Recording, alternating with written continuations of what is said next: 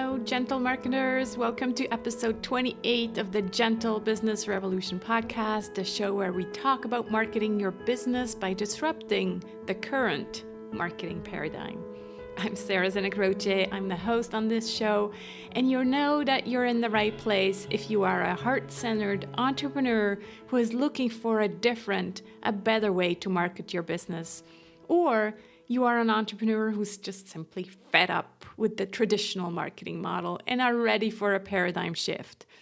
You also might be a marketing impact pioneer working for an organization who does business for good.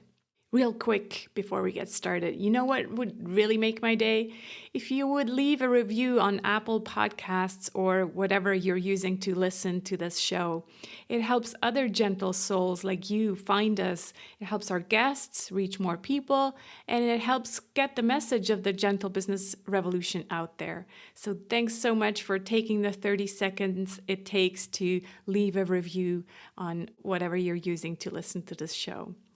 Today's episode falls under the P of people of the Gentle Marketing Mandala. If you don't know what that is, you can download my one-page marketing plan in the form of a mandala at sarahzenecroce.com/one page. One page. It comes with a daily email prompt over 7 days to help you work on your plan. Now, any good marketing program always talks about your client avatar. I don't know about you, but when I first heard that term, I thought about Blue People, the movie. So let's talk about today's conscious client.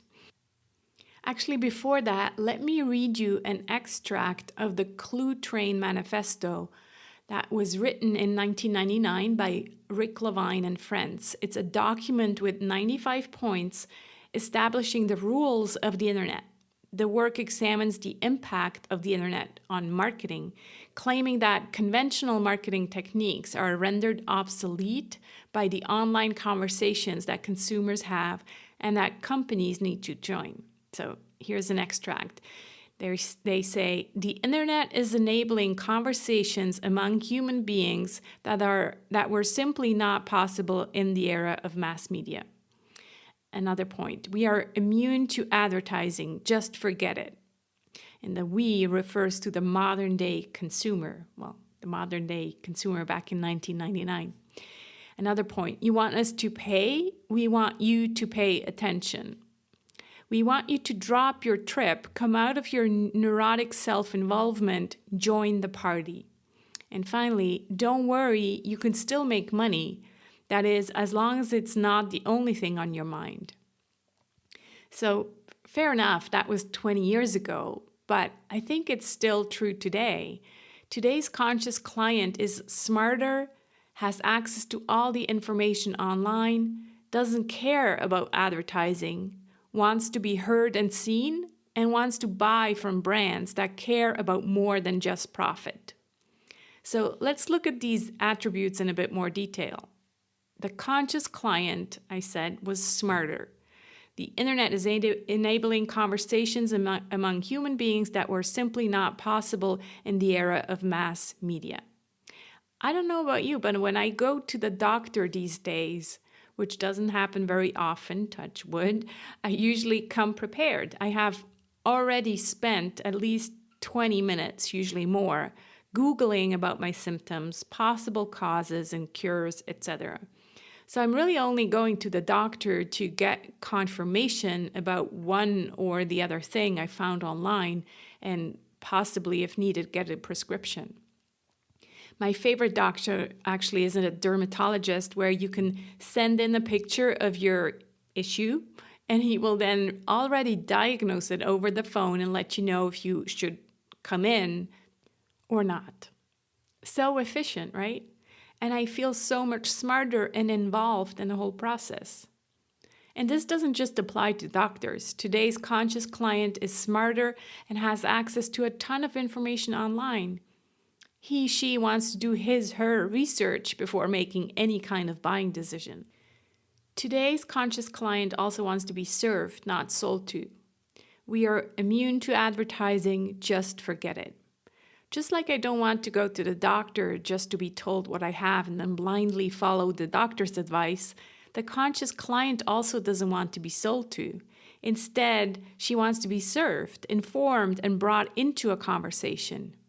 In other words, she wants to be heard and seen.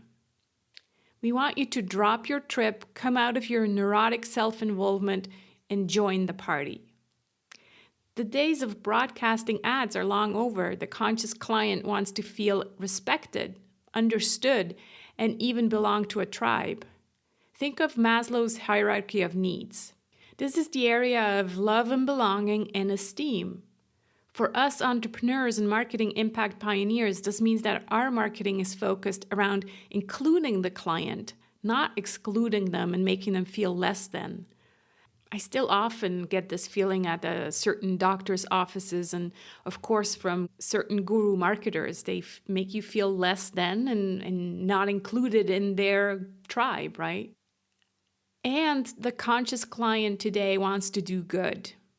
Don't worry, you can still make money. That is, as long as it's not the only thing on your mind.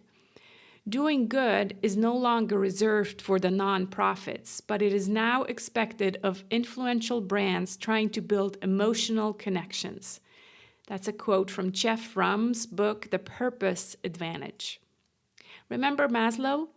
Well, we've reached the top of his pyramid of hierarchy for basic human needs, the self-actualization, which Maslow explains as an urge to become the best version of oneself. In this era of plenty that we live in, at least in the West, we are no longer so much preoccupied to fulfill our basic needs.